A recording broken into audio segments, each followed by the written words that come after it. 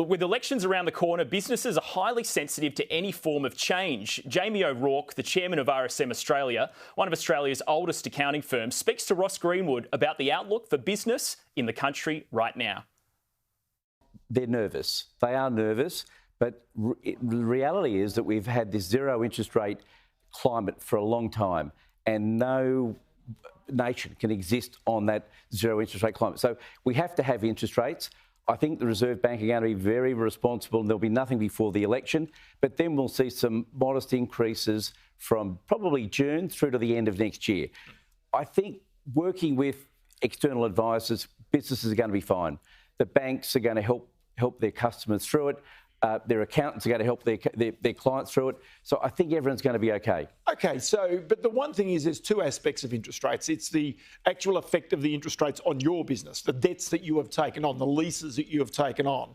And the second factor is about consumer confidence and what the impact it has on households and whether their spending habits change. So there's two aspects to interest rate movements that can affect business, aren't there?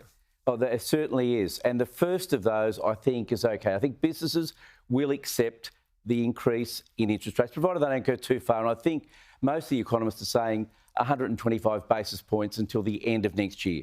You're very correct, though, when it comes to consumers, because if they stop spending money, then the whole economy starts to slow down. So we need there to be consumer confidence. And we're hoping that there's a lot of savings that will be used and give the consumers the confidence to get through this.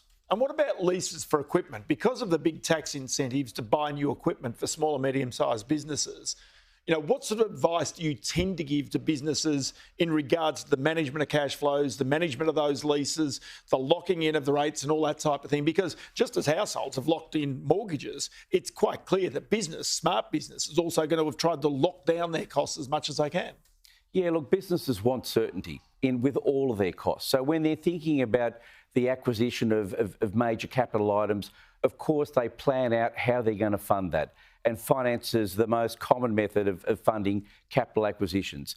Locking in the interest rate during the term of the life of the asset, or as close to that as possible, is smart. And that's what we ask businesses to think about when they're buying capital equipment. And the reality is, if they're buying that capital equipment, they've got to get a return. They've got to know that there's cash flow coming as a result of having made that investment.